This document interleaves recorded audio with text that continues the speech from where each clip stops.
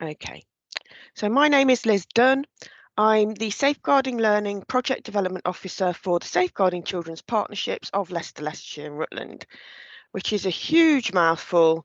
And what that really means is that I'm the multi-agency training coordinator for safeguarding for all those services that work with children across Leicester, Leicestershire and Rutland. So I'm not really interested in what you do internally because you'll all have your own agency roles. But this is where sort of multi-agency, we come together because we all know that to safeguard children, we have to work together. And this session is about medically unexplained symptoms, perplexing presentations, and fabricated or induced illness, which really is a health situation. So my background is social care, social work, and this is really a health sort of situation. So I'm not coming to you pretending that I am a health a person who works in health. I'm just someone who is going to share the information around this new procedure. But I have enlisted the help of a very eminent person in health, and that's Dr Alun Elias Jones. He's a consultant paediatrician, designated doctor for safeguarding children, and he's was part of actually writing this procedure and bringing this procedure into play in Leicester, Leicestershire and Rutland. And I've chopped him up into little clips of film and put him throughout this whole presentation because he can explain things better than I can because he's from that background. He did a presentation in a Safeguarding Matters online session, and we've taken that recording and used it with his permission, obviously, in amongst this particular session. So that's what's going to happen today. I'm just going to literally talk you through what the new procedure says. If you would like to ask a question, please do so. You can do that by raising your hand, and I will hopefully see it. If you think I'm ignoring you, just shout out, or you can put a question in chat. If I don't know the answer because it's kind of too health-based, then I will find out for you and get back to you. So that's my pledge to you. It will take in between an hour and a half for me to explain this new procedure. So by the end of the session, you will be aware of the procedure for multi-agency management of medically unexplained symptoms, perplexing presentations, and fabricated or induced illness. So you'll actually have an awareness as well of what those terms mean, because some of them are new terms. So you've possibly heard of fabricated or induced illness, but maybe not the others. And that is part of this new procedure. So we'll cover that in this session. And also know what to do should you have concerns about any of these particular categories and how to use the procedure. Okay, so I hope that's all right with everyone. So the biggest change is that unless there is risk of immediate serious harm to the child's health or life, the need for sharing information between different professionals involved in the child's life should be discussed with the child, young person, and their parents. So this is how regular safeguarding works. If you have an issue or a worry about a concern about a child or a family, you would typically discuss that concern with that family or child, depending on the perhaps the age of the child, but you definitely say that you are going to pass on your concerns or that you had concerns. Is there anything we can do? I'm going to make a referral. You would say all of these things in regular safeguarding. And so now FII is no different from that. The caveat is always unless there's risk of immediate serious harm, and we'll cover that. And that's the same in, like I said, in regular safeguarding. So what's happening really is that FII is coming back to being the same as other safeguarding, whereas before it was something that we treated differently. Okay, I can see that somebody's got their hand up. Maggie, how can I help you? You'll need to unmute. Yeah, hi Liz. I'm just Hi. checking. I live in Coventry and I'm just checking really that this would be useful for me, or is it only relevant for Leicester? Well, it is a Leicestershire and Rutland procedure, but it's come about from a national change. So, I mean, I don't know what they're doing in Coventry, but they will have to adhere to the national change, I would imagine. Okay, wonderful. Thank you. Okay, but I'll leave it to you. You know, if you want to go, that's absolutely fine. I'll appreciate that. Thank Okay, you. okay. Um, so yeah, so it's come into kind of a regular way of safeguarding children. It's not any more different. And it has new principles. And so I'm going to hand over to Dr. Alun Elias Jones to explain those principles for you. Now, what I need to know is whether or not what I need to know is if you can't hear what he's saying, because you should be able to hear. So I'm just going to pop this on. I only need to know if you can't hear. About the change in the approach to what we've previously talked about, fabricated or induced illness, and before that were many other titles, including Munchausen by proxy, etc., etc.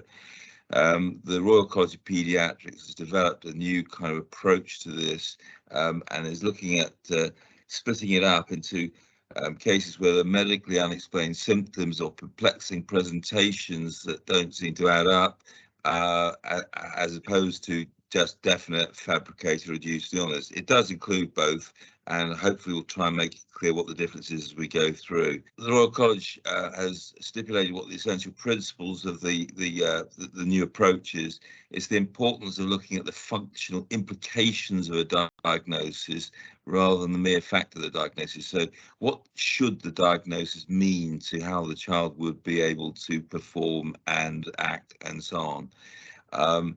The essence of FII is where the parents are focusing on trying to convince doctors about the parents' erroneous view of the child's state of health, which isn't the correct state of health. This behaviour may or may not include deception. I mean, sometimes the parents may believe exactly what they're presenting and have a deep conviction that they're correct. But sometimes they may be deliberately trying to deceive the medics. Parental behavior may be motivated by anxiety, the erroneous belief about the child's state of health, and or gain for the parents. And that might include being able to obtain disability and living allowances and so on. Or it may be that the parent doesn't want the child to go to school because the parent wants to keep the child at home. There should be a move away from the inability to inappropriately challenge parents because of concern about FII, except where challenging would put the child at immediate risk. So the old days of FII, what used to happen is somebody had concerns, they would contact either someone in health or social services, a strat meeting would be held, and the parents were kept out of it. And the idea now is to involve the parents from the very start, so that we don't get into such an adversarial sort of predicament between the parents and health and social services and or the police. Next slide. Alerting signs of possible FI must, however, be considered and investigated appropriately, but the emphasis should be on the harms occurring to the child rather than the need to confirm evidence of FII. So the welfare of the child is always at the centre of the discussion, as it should be according to the Children Act. If there is a criminal investigation, then the needed investigation should be incorporated, and this might require cooperation between senior managers of various agencies in order to make this effective. Unless illness induction or deception are found, establishing FI depends initially on clarifying what the actual state of the health of the child is.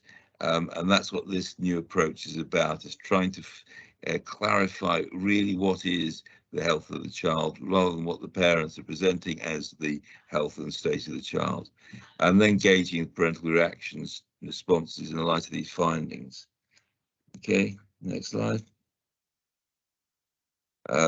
It may be necessary to independently observe what is reported. For example, if the parent is saying that the child is has to be, say, in a wheelchair or whatever, but at other times the child can be seen to be running around the neighbourhood, and then clearly that may help to clarify the situation you're in. As I said, it's the focus is now very much on, is there harm occurring to the child, and does that present any immediate or serious concerns about their health and welfare? We've just been hearing about professional curiosity, so I won't dwell on that. Then, unless there's significant risk of immediate serious harm, there should be a need for sharing information between different professionals involved in the child's life. But this should also be discussed with the child and young person and their parents, whereas in the old protocol for FII, they would be excluded from that as the FII investigation was progressing. And as I said, it should be done in a non-confrontational manner. And the idea is that, say, for a medic saying, well, to the parent, look, I don't really understand exactly why you're saying these child's got these symptoms, or how you think the problems are. It doesn't seem to, there's something that's confusing. We need to clarify that, rather than saying we don't believe what you're telling us. It's kind of saying, we hear what you're saying, we need to try and get to the bottom of it, try to work towards a solution. The next question, and next slide, please. Next thing, as part of the new protocol, is that when we're investigating these cases, if we stick to the ones particularly where it is thought that it is more of the perplexing presentation type case rather than the frank FII, there should be a health and education rehabilitation plan agreed by the professionals and families. And this should take place even if social care aren't already involved. It needs to be honest communication with professionals, unless this will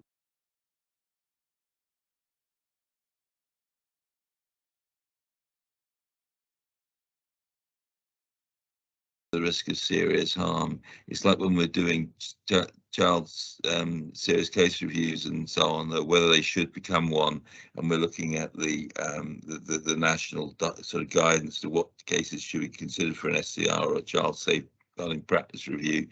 And we often have debates in the SCR group of, what evidence we have that serious harm to the health of the child has occurred, and it's a sort of problem definition of exactly what is serious to somebody may not be serious to others. Now, the other thing is that the responsibility for initial management and collating the health involvement is with the responsible consultants. And the responsible consultant, however, should seek advice and support from senior colleagues and tertiary specialists where involved. And for example, in my safeguarding roles today, I'm often contacted by other colleagues, both within the community and the hospital and from the CCGs, to discuss cases and to add my experience to what is being considered. Okay, so those essential principles are written at the beginning of the new procedure. So they're the principles that we've taken directly from that procedure. And you can hear Dr. Alun Elias Jones talking about the fact that we must communicate with parents. And this has come from cases. So we had a case locally where the mother actually took those involved to the ombudsman because she said that she recognises that she was harming her child, but she was ill and she did not know that she was ill. And had somebody spoken to her about what was happening, then she would have changed her behaviour. So essentially that if we'd have if we as sort of safeguarding agencies had behaved differently, this abuse of her child, this FII, could have stopped earlier because she needed some help. So that was the case locally. We started to look at our procedure at that point, and then we had the national change from the College of Paediatrics, so there's also been national cases where something similar has happened.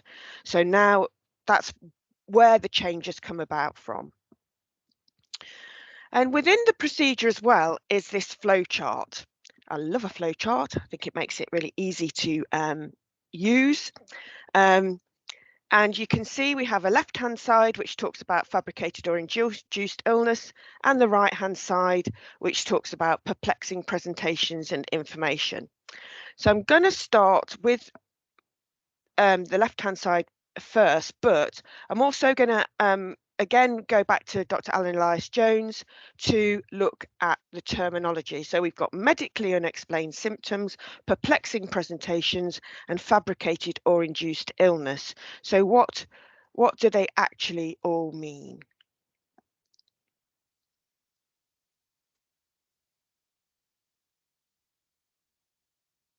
So there's new terminology now. We're talking now not necessarily just FII, medically unexplained symptoms, and the symptoms the child's complaining of may be presumed to be generally experienced, but they're just not experienced by any known medical pathology that we have to date. The symptoms are likely based on underlying factors in the child, which may be of a psychological nature, and this has to be acknowledged by both the clinicians and the parents. They can be described, we sometimes talk about functional disorders, and for example, particularly with children, young children with abdominal pain, we talk about functional abdominal pain, which is sometimes then thought to be part of what we call abdominal migraine. And there may be abdominal bodily sensations that cause pain and disability by affecting the normal functioning of the body. The parents and health professionals need to now work collaboratively to achieve evidence-based work in the best interest of the child and the young person. So, you know, the idea is we're now saying, look, we see, we understand that there are concerns, you've got concerns, your child has concerns. We don't necessarily understand exactly what's going on, but we're going to try and get to the bottom of it and get a resolution of the issues. Moving on. So perplexing presentations describes the common encounter situation when there are potentially alerting signs of FII, but they may not amount to full FII. The actual state of the child's physical, mental health, neurodevelopment is not clear, but there is no perceived immediate risk of serious harm to the child's physical health or life. If there is an immediate serious risk, then this does immediately move into the FII spectrum, and we need to take action if we feel that there's a serious risk to the health of the child. The essence of the alerting signs of perplexing presentation, discrepancy between reports and presentation of the child and possibly independent observations of the child. Also implausible descriptions, the parents claiming that this sort of symptoms occur and there's no possible way that that could be happening. Moving on. FII, however, is a situation which is quite different, well, not quite different, but is a greater extension towards the harming area, where the behaviour and action of parents is carried out with the aim of convincing doctors that the child's state of physical, mental health or neurodevelopment is impaired or is more impaired than is actually the case. And this is often part of the problem with a lot of the FII cases which I've had to deal with over my 40 years doing safeguarding, is that there may well be significant medical problems the child, diagnosed medical problems the child has, but then there's other symptoms being added into it by the parents, and it's trying to sort of dissect, yes, well, actually this could be related to their known medical diagnosis, But this extra bit that seems to be added in, pushed in by the parents, is what we're really concerned about. Sometimes the parents may not necessarily intend to deceive, and their motivations may not be initially evident. Sometimes they are intending to deceive. Those are probably the more dangerous cases, where the parent is literally trying to trick health and other professionals into taking actions that aren't in the child's best interest. Illness induction or fabrication of symptoms or deliberate induction of illness in a child is, however, physical and emotional abuse and should be considered as FII as opposed to a perplexing presentation. If there is evidence that the child's motivation for harming the child is to convince doctors that the purported illness is in the child, whether or not there are recurrent presentations to health and other professionals, and this can particularly be important in cases of suffocation and poisoning, because when these sort of cases occur, and I'll show you an example in the slide later, the outcome can be very serious or even fatal.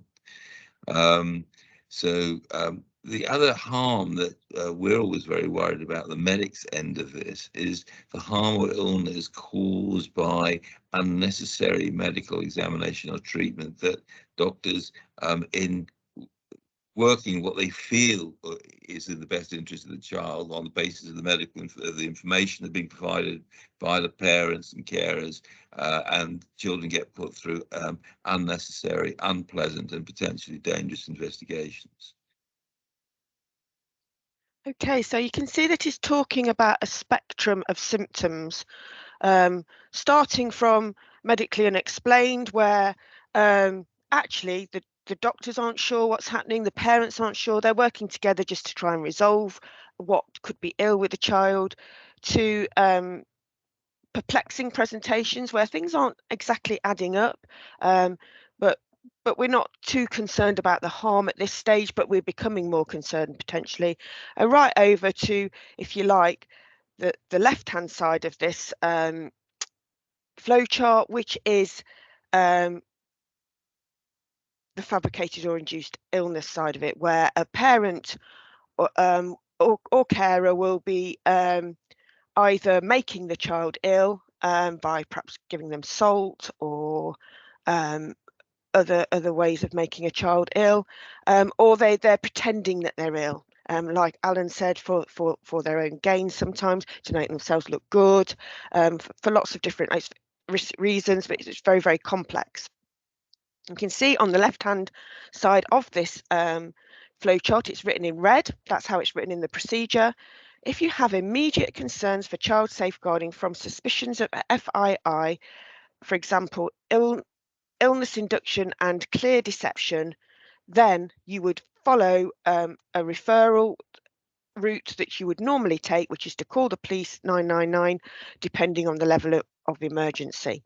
It then goes on down that left-hand side under that box. It says refer to children's social care as physical harm, neglect and/or emotional harm as appropriate. Consideration should always be given to a strategy discussion. So when Dr. Alun Elias Jones mentioned a strat discussion, that's a strategy discussion. If there are reasonable grounds to suspect that a child is suffering or likely to suffer significant harm. That would happen in any situation where we had a referral, where we were concerned that the child is suffering or likely to suffer significant harm. That is the threshold for an investigation. As with all other referrals, children's social care should decide within 1 working day what response is necessary. Delay should be avoided. In the strategy discussion, professionals will agree who is going to inform the parents of the referral and when it is safe to do so. So because this has happened quite quickly, you've dialed 999 or made a referral into children's social care, the parents may not know, and so they will talk about who will tell the parents, as in any other sort of safeguarding situation. A chronology may be required, led by the responsible consultant with support from named safeguarding doctors. I'll come on to that later. That would be a health responsibility regarding a health chronology at this stage. Okay. I'm now going to again hand back to, like I said, he really is the sort of person who knows about this, and he's going to talk about case scenarios. These are real cases that he's dealt with over his life as a paediatrician, and I think they kind of bring to life some of the concerns that we have, and also what FII might look like.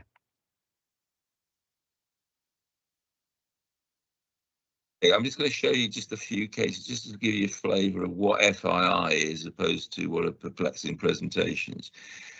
This was a case I dealt with when I was working at St Mary's, London, when I was a registrar, and it was a 4-year-old girl with a family history of inflammatory bowel disease, Crohn's and colitis, and she presented with abdominal pain and rectal bleeding. And the mother showed good evidence of the rectal bleeding by bringing in several pairs of the girl's knickers stained with blood. However, when we were doing a clinical examination, it was relatively unremarkable, and particularly inflammatory bowel disease, when you do a rectal examination, usually there are clinical signs such as rectal fissures and so on, which weren't present. But on the other hand, she didn't like abdominal palpation and would wriggle and sort of moan and groan when trying to palpate the abdomen, which is a sign of inflammatory bowel disease. So we're a bit confused. There's a typo here, because it's meant to say that the nurses never see any PR per rectal bleeding on the ward. When they were changing, they never found any blood-stained underwear. And so we had the bright idea of analysing the girl's underwear, and it wasn't stained with the child's own blood group. It was identified as the mother's own blood group, and what she was using was saved up menstrual blood to stain the child's knickers to try and trick us into doing unpleasant, unnecessary investigations for inflammatory bowel disease, which might include colonoscopies, barium enemas, and so on. So fortunately, we managed to pick this up before the child was put through horrible investigations at the time. This was another case for the Royal Infirmary, trying to give you the sorts of things that parents will get up to. Child had previously had epilepsy, but had been taken off medication because the seizure seemed to have stopped. And then she was admitted drowsy to the Children's Hospital, and thought was might have meningitis. But she then, sorry, it was a he rather, not a she. He collapsed with a respiratory arrest in a cubicle in the children's ward. He was successfully resuscitated, thank God. And there was no obvious cause for the arrest. But then on a urine toxicology screen, which we always do those sorts of things, if a child suddenly arrests and we can't think why they should, and we found high doses of anticonvulsants. And the hospital stopped the anticonvulsant medication quite a number of months before, but the mother continued to get a continuous supply from the GP practice, and then gave a massive overdose, which caused this arrest. This could have obviously led to the death of the child. The result of that was a change in practice, that GPs were to be alerted for confirmation that any letter from the hospital saying we've just reviewed this child in clinic, we've stopped their anticonvulsants. We were asking for confirmation back from the practice that that had been acted on and had been taken off repeat prescriptions and so on. Because back in the old days, often letters in the hospital, they'd be, arrive in the practice, would get sort of just filed by the administrative staff and the GP not reading them at the time, and that would have led to the potential of these cases occurring in future. Right, another one. This is perhaps the most alarming one. It was a baby of 3 months with alleged reflux and failure to thrive. This is when I was senior registrar in Nottingham, working on the ITU, PICU ITU. So this child had alleged reflux, mother saying regularly bringing back feeds, and was losing weight. So the obvious diagnosis was reflux, but when we did a barium swallow and 24-hour esophageal pH monitoring, where you put a little probe down through into the esophagus from the nose, measuring the pH to see whether there was acid reflux occurring or not. And these were normal. And the baby was an inpatient on the baby ward. The milk feeds were being prepared by the hospital nursing and dietetic team, and yet, despite normal feed volumes, the child wasn't gaining weight. This was an absolute conundrum. We couldn't work it out. Then we thought of analysing the milk bottles that the child was having, and they had 50% of the osmolality. They were basically half-strength feeds. Mother was challenged, and she did then admit to opening the feeds that had been pre-prepared in the baby kitchen, adding 50% water, and that was the reason for the failure to thrive. So she was discharged on the child protection register, as was in those days, as a case of Munchausen by proxy. But then, sadly, 3 months later, she was admitted as a query cot death, and at post-mortem, there was evidence that she'd been suffocated. The mother was charged with infanticide, and I was on my way to Nottingham Court. I was about 10 minutes away when I got a phone call from the police officer in the court on my brother's old brick phone, and it said, "Sorry, Doc, you don't need to come. She's just changed her plea to guilty on the first day of the trial." So it just shows that when we have got serious concerns about FII, we do need to take it seriously, and we do need to act, because the outcome can indeed be fatal. Moving on. Another one from Brighton that I was involved with. This girl of 4 was being admitted with hypothermia, very cold, and no cause could be found. She then got treated for narcolepsy when she was getting sudden collapses, and was treated with a stimulant called modafinil, which is the normal treatment for that fairly rare condition. And despite repeated episodes, besides the treatment, there were repeated episodes of collapse. And this was difficult to understand. We're giving the right treatment. Why are these still occurring? A urine toxicology screen was normal, but the child remained sleepy. And again, we thought, what on earth's going on? A further sample of urine was then taken when the mother was not on the ward and was found to have diazepam not prescribed for the child. And what the mother had been doing is, when she knew a urine sample was being taken because she was suspicious that, you know, that she had already been fingered, she was providing a sample of her own urine, and that was analysed. The GP records of the mother then showed that she had been prescribed night sedation, diazepam, and she had been giving this to the child to try and fool the medics.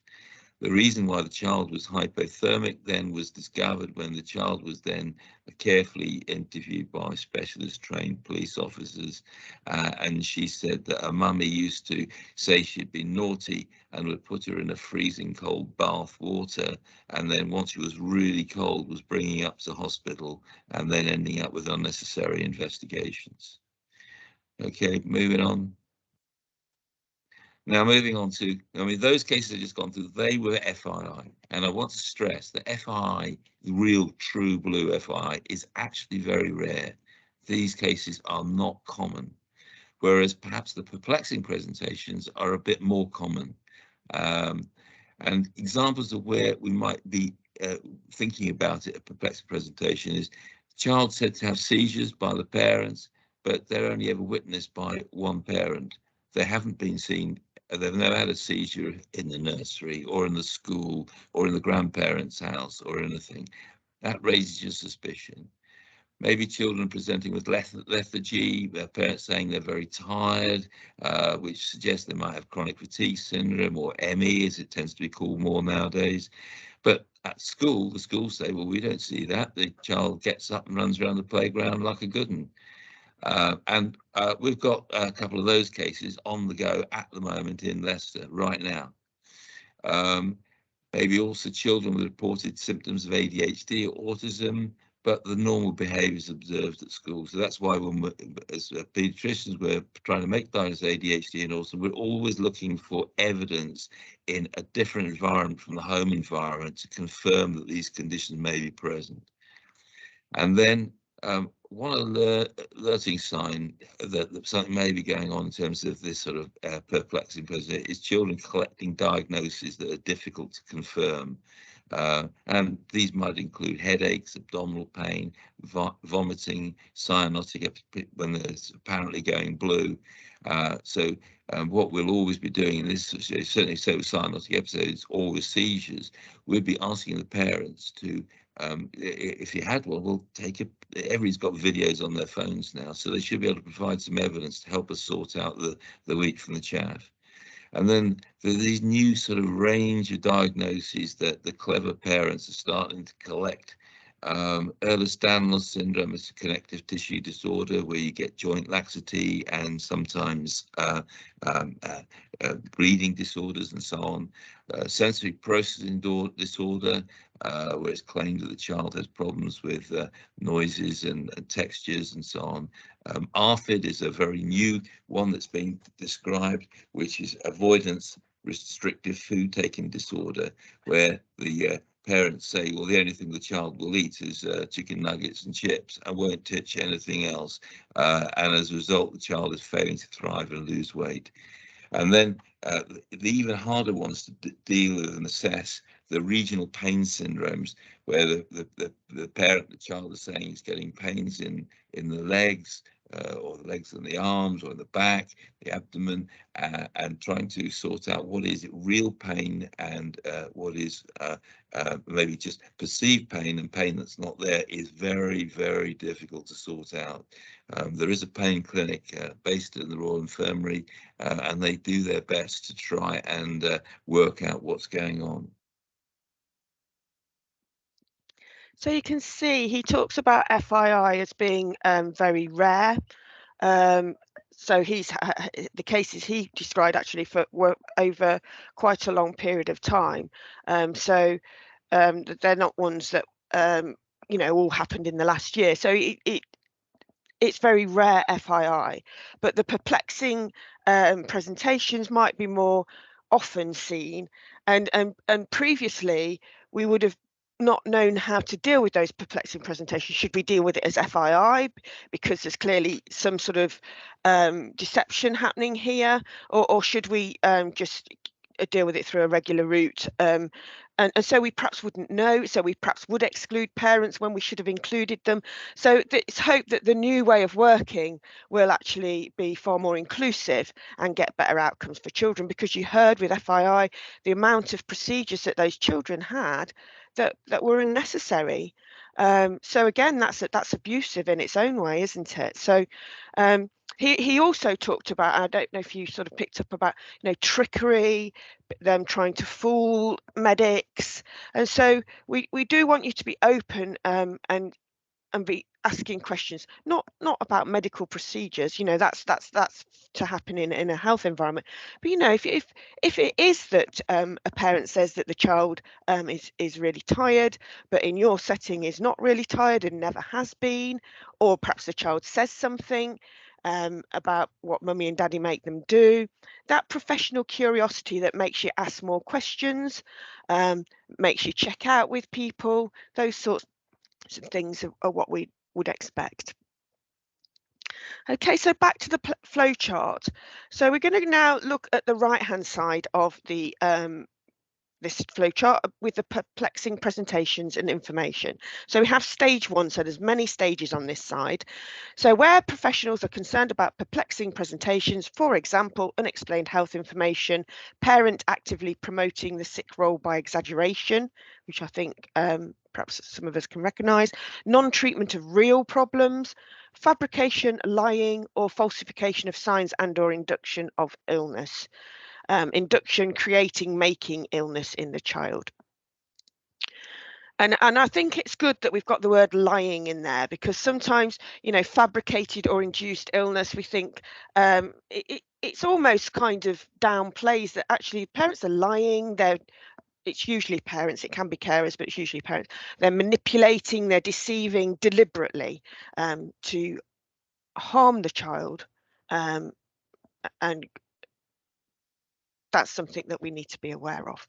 So from stage 1, obviously, we go into stage 2. The professional discusses with the agency safeguarding lead or designated safeguarding lead. So all agencies will have someone whose role it is to be the lead on safeguarding. They're called many different things: DSLs, designated safeguarding officers, DSPs, person, designated safeguarding person, lots of different things, but effectively their role is the same. They're leading on safeguarding. And so the person who's recognised that will discuss it with their lead in safeguarding. That professional then would have a discussion with parents, and they would tell the parents that they would need to contact the GP to clarify what they're saying. You're saying that your child is being diagnosed with this condition. We have never seen any evidence of that, so we're going to ask the GP to clarify that they have been confirmed with that. Depending on the severity of the concerns, further supervision may be required, so monitoring. This may result in a notification or referral to children's social care. And again, we have two sides to the flowchart at stage 2. And the two sides are, if the parents agree to the professional contacting the GP, what would happen? And if they don't. So if they don't, that raises our concerns. So parents aren't letting you contact the GP, then we would the safeguarding lead would notify children's social care, because it's raised their level of concern. The parents aren't particularly prepared to work with you, so you're more concerned. So you would inform children's social care. You would also tell the parent you were going to do that, or carer, and that's what you would do. If they do agree to the professional contacting the GP, so we're going back down the right hand side, we go on to stage 3. So the safeguarding lead has notified the GP. The GP then checks the medical records to ascertain the child's current state of health. So they'd collate all current health service involvement. So as you've listened to Alan, you might have heard him say they could have been diagnosed with an illness or condition, and then there's other symptoms and issues that are on top of that. So this child may already have a lot of health intervention. So what they would do is look at all that health service intervention at this point. They'd verify any reported diagnoses, so they'd check out what's being said. They'd see if children's social care are already involved.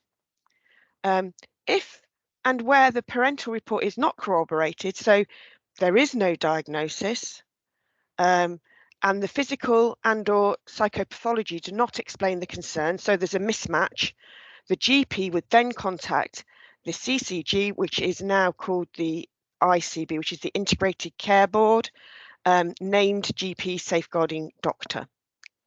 Don't worry about some of that information. This is what would happen in a regular concern, a regular safeguarding issue where health were involved. They would contact the safeguarding named doctors. And these safeguarding doctors, the named safeguarding doctors, would know what to do. So the CCG in stage 4, and this is where it gets complicated for health, because they're now trying to think about who should be the lead consultant. And this would really be the person who had the main responsibility for the child's care. So if they'd already been diagnosed, perhaps with a neuro condition, a neurologist might be the consultant paediatrician with the responsibility for the child's care. But there might not be that person who's clearly the lead. So if it's not possible to identify the lead health agency, and there's no other health agency, or there's no other health agency involved, then the named GP safeguarding doctor will discuss it amongst themselves. They discuss it with a designated doctor for children's safeguarding, and they would make the final decision of who the lead should be. So this is all happening in health, if you like. Excuse me. Determining who's going to lead this process. If the child needs to be referred to a health agency, so actually we have got some concerns about this child and they need to see someone in a specialist area, then they would they'd refer as they would normally. The named GP safeguarding doctor will share the patient details with the health agency named doctor for children's safeguarding.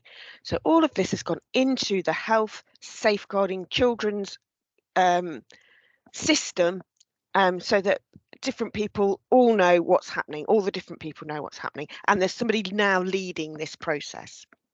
So that happens at stage 4. We then go on to stage 5, where the responsible consultant, so this person who's been agreed to be the lead, informs the parents and leads a health professionals meeting where they review all the documents that we talked about before and confirm diagnosis. So the purpose of the meeting is to agree the child's state of health, whether there are any perplexing presentations requiring a health and education rehabilitation plan, which I'll come on to. That was mentioned in the principles at the beginning, and it's a new sort of meeting that will take place. So do we need one of those meetings? And whether the perplexing presentations and parental behaviour could be alerting signs to FII, and therefore the requirement to refer to social care. So having all this health information together, all meeting together and discussing it, is there a greater concern? Do we need to now move across more to the left-hand side of the flow chart? And you can see in stage 5 continued, if there's no perplexing presentation, so we've got all this information together, actually what we're seeing is medically unexplained symptoms with parents and professionals working together. The parents can't understand why this happens here but not there. Neither can the medics. We're all talking, we're working together. We've got no safeguarding concerns. We're not worried about these parents. We don't think the parents are harming the child. We're just not sure what the diagnosis is as such. So there'd be no further safeguarding action, and that outcome should be reported back to the agency that raised the initial concern. So if it was a nursery or a school, they should learn that there are no further concerns. If we think there are perplexing presentations at this stage, stage 5, then we'd start a health and education rehabilitation plan, and we'll come on to that. If we think it's alerting signs to FII, this is where we are. We're moving, you can see it moves across in this sort of spectrum left to the left-hand side. We refer to children's social care and we'd start a health and education rehabilitation plan. So we're worried enough to involve social care, but we're going to still try and work with the parents at this stage to try to resolve the situation. If there's immediate concerns for child safeguarding because of suspicions of FII, so illness, induction and clear deception, and perhaps a huge risk to the child, then we would call the police and refer to children's social care, as we would do with any sort of referral at that level. So if we're going to a health and education rehabilitation plan meeting, and if you can't remember this, you can see it's in the flowchart, so you don't have to remember all of this terminology, etc. The health and education rehabilitation plan is something that's in the national paper from the paediatricians, so I think it is something that will happen nationally. And it will be the responsible consultant that leads the health and education rehabilitation plan meeting, whether or not children's social care are involved. So those two different sections in the middle of stage 5, where we've got a health and education rehabilitation plan, it will be led by the responsible consultant, regardless of whether social care are involved or not.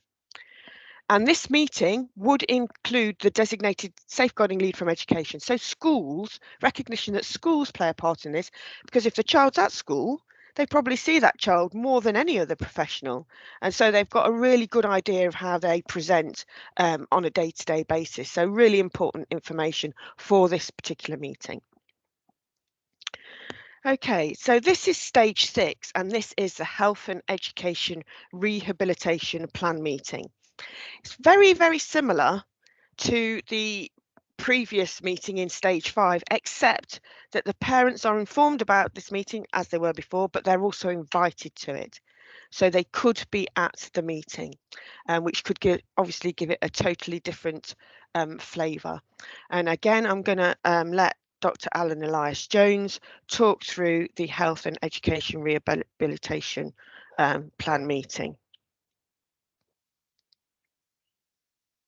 This is the new thing as part of the new protocol, that when we're looking at these cases of possible FII, but also just the perplexing presentations, we need to establish health and education rehabilitation meetings. The purpose of the meeting is to try and define the child's state of health and areas of continuing uncertainty about what, okay, we may agree that, yes, we can see these things and we agree that they're present, but other things where maybe the parents are saying they've got this or that, the other, and we can't find any evidence from anyone else independently that that's going on. Also to try and work out what is the nature and level of harm to the child, because if the nature and level of harm to the child is serious and high, we may move from the EHRP, H in the ERP, to a genuine FII Section 47 investigation. The meeting should also decide whether to commence a chronology, because these can be very helpful. That when we should, how frequently the meeting should be taking place, and then the really new addition to the whole approach to this is the requirement for specialist psychological therapy for both the parents, the perpetrators, and for the children. And that is something that is slightly holding up the introduction completely of the new protocol. Is we're looking for ways to find these are going to have to be really specialist psychologists who really know what they're dealing with. But we have got an active process going on looking for appropriate psychologists. One case that has already been dealt with. In order to get the appropriate psychological support, we had to access professionals who are actually based in Essex. And then finally, any information given to professionals by the parents or carers outside the meeting need to be clarified with the other health agencies before anybody acts on it. Okay, next slide. If the parents agree to the health and education rehabilitation plan and want to work together with the professionals, great. That's the way forward. And we're trying to have, as I said, a non-confrontational approach. We're agreeing with the parents. Maybe we don't understand exactly what's going on, but we're going to work with you to see if we can resolve the problem. However, if the parents are refusing to cooperate with the plan, then it moves on to a situation where we need to inform and refer to children's social care and make sure that the parents are also informed that that referral has taken place. Okay, so it's a meeting where we should be deciding exactly what's wrong, what other people think, what people's perspectives are. We'd be challenging if things weren't being sort of corroborated. If there was a dissonance between them, we'd be challenging, but in a way that wouldn't be particularly hostile. We're trying to work alongside. So this is a really, really important meeting, not necessarily an easy meeting, but it's a really important meeting. Dr Alun Elias Jones referred to a Section 47, that's a child protection investigation, which would happen if it hit the threshold of the child suffering or likely to suffer significant harm. So in law, in the 1989 Children Act, that's the threshold for a child protection investigation. What they're looking at is where along the spectrum, if you like, of FII perplexing presentations does this child, this family sit, and what can we do to move the process forward.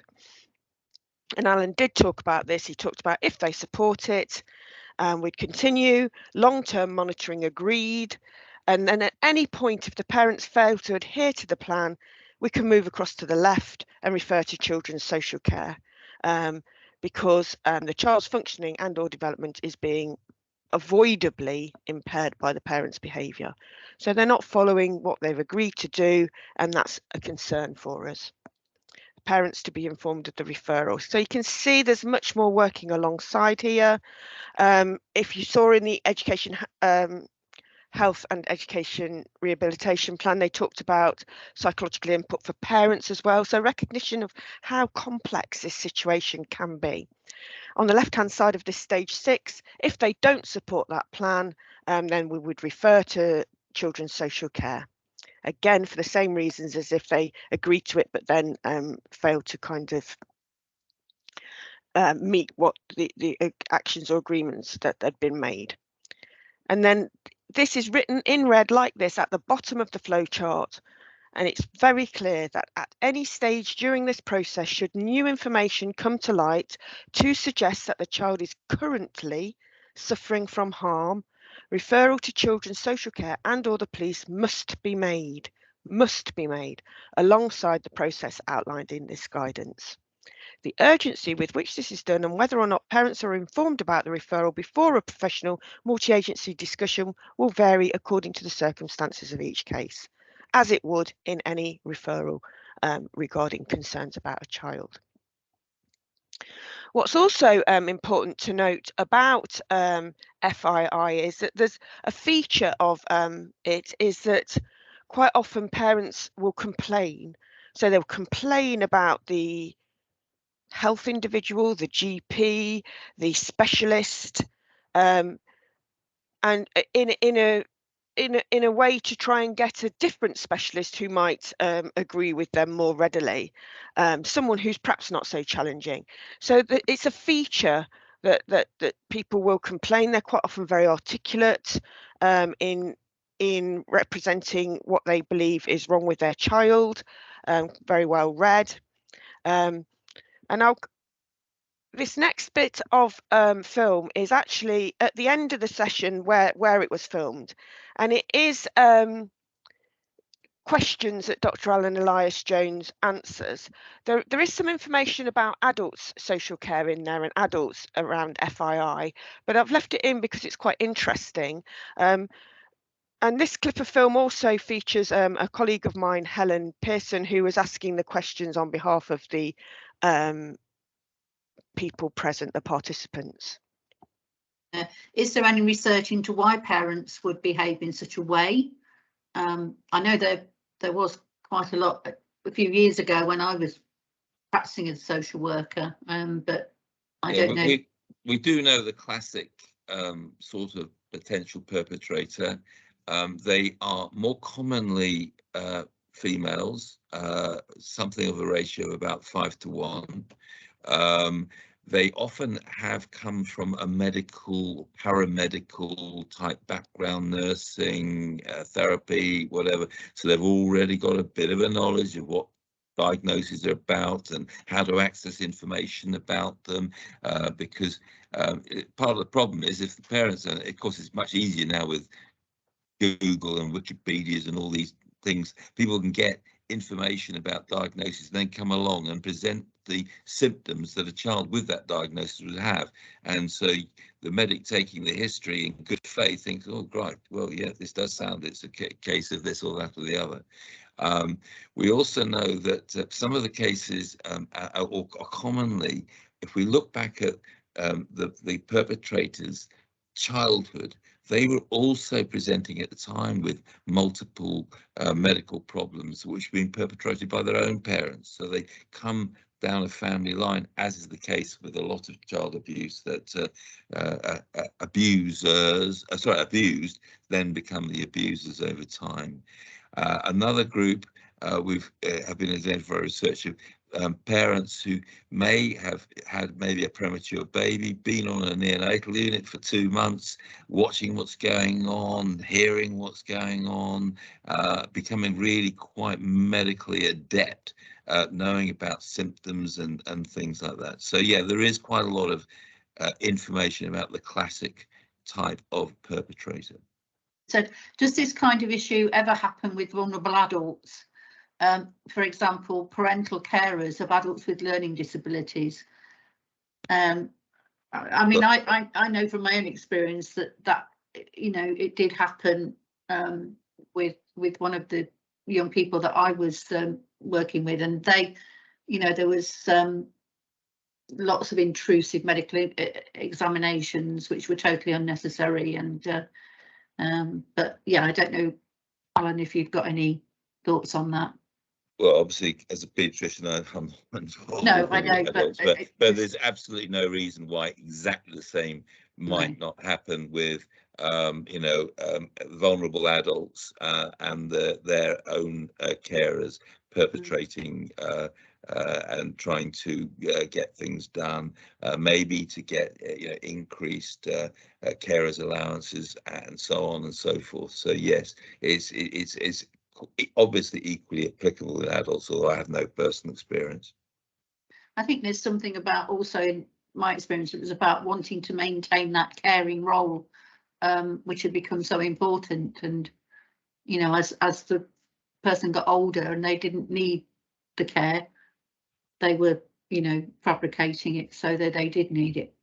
Anyway, yeah, that exactly ties in with the classic sort of initial presentation of some of these cases, that the parent, the carers, often are presented as fantastically caring and supportive parents, doing their very best for their children and so on. And of course that can hoodwink the medical and other professionals into believing everything they're being told and not having sufficient professional curiosity. We're going back to as to does this really fit together or not? I mean, it actually goes back to that Brighton case, that if we as part of the kind of collecting the information you require to try and tease out what's really going on, it's always very important to try and get access to the parents' carers' own medical records, and that may be clues in what they're currently being treated for, maybe clues, as I said, when they were children, as to what things that were being done to them, which may well have been totally unnecessary, that were perpetrated on them by their own parents.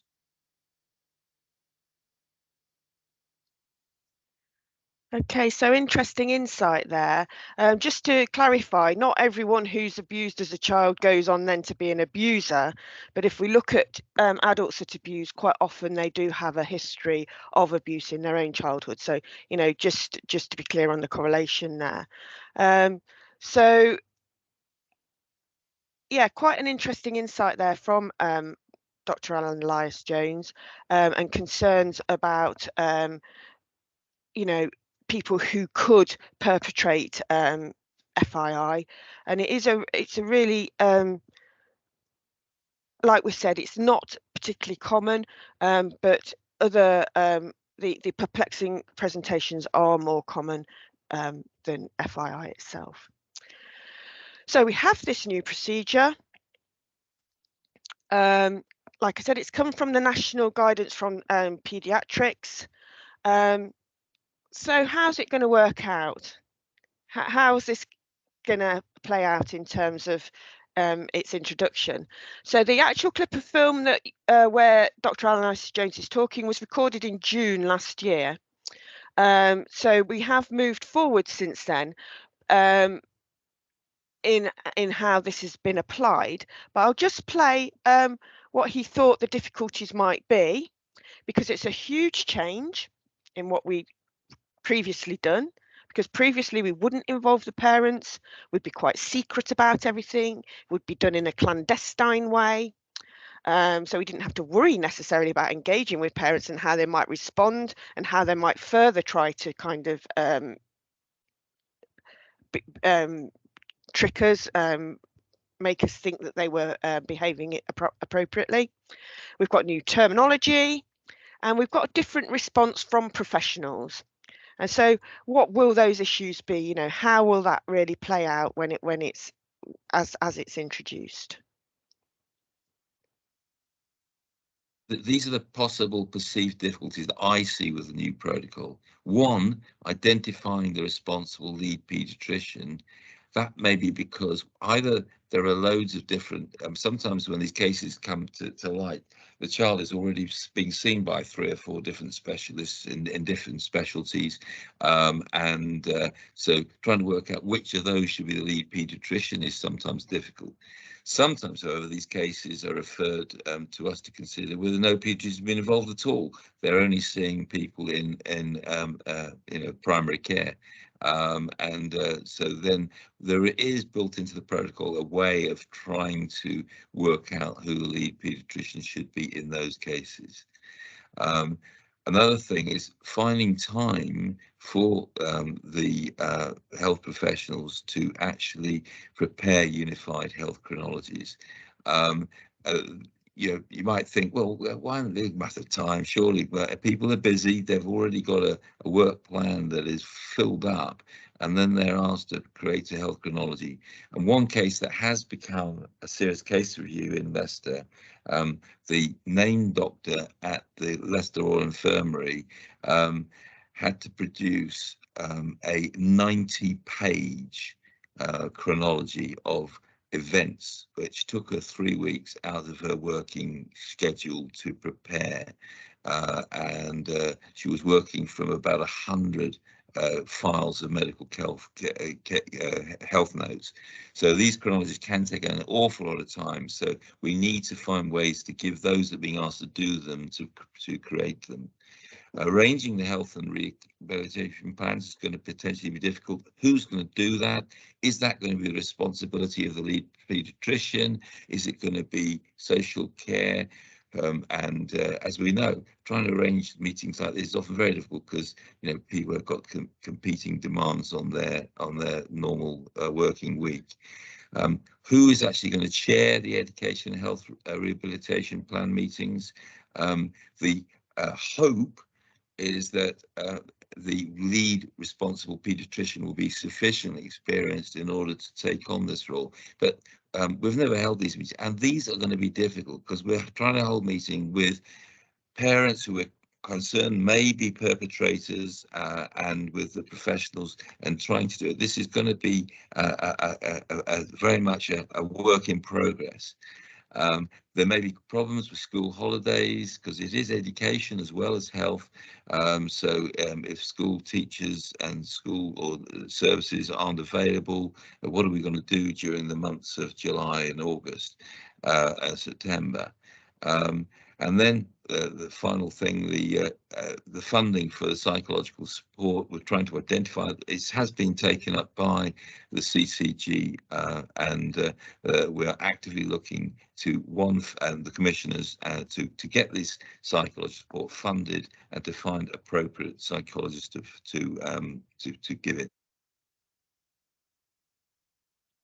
Okay, so again, you mentioned the CCG, which is now the ICB, the Integrated Care Board. Sorry, I just put this back up.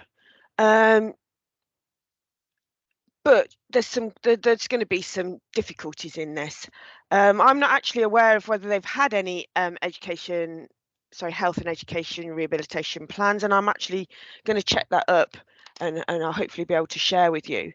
Because if you think that it doesn't happen that often, so we need to make a new way forward. We have had several cases in sort of the last 4 or 5 years in Leicestershire and Rutland, hence the need to change the procedure anyway. We were already changing the procedure when the Royal College of Paediatrics changed the guidance, and so that became part of our procedure, which was actually quite useful at that point. But we were changing our procedure because we'd had so many different situations, not all of them FII, and we were coming to realise that perhaps we needed a sort of more intermediary sort of situation where we would have liaison with parents. So again, that's been proven sort of nationally. He also talked about chairing the meetings, and I think some recognition, that actually chairing meetings is not necessarily a skill that everybody has. And just because you are a paediatrician or a specialist in an area, it doesn't mean to say that you can necessarily chair a multi-agency meeting, especially if there's people in there who might be upset or hostile or angry or very manipulative. How to manage that effectively and keep it sort of harmonious can be quite difficult. So it'll be interesting to see how this actually plays out. I wonder if social care are involved, whether they will end up chairing it. I don't know that, but I do wonder that because I have more experience of chairing these sorts of acrimonious types of meetings. But that isn't how the procedure should actually play out at the moment. Okay, so what I'm just going to tell you is that you will get copies of these slides in a PDF form. If you clicked on the link, it wouldn't take you to the film of Dr. Alun Elias Jones, but what I will send to you is the whole session that he delivered. So like I said, this is chunked up. I'll send you the whole session so that you can see what he said, and you can watch it in chunks or not, because we have that on YouTube, so it's easy to send that link. I'm going to stop recording if I can find out how to do that, and I'm going to ask if anybody has any questions or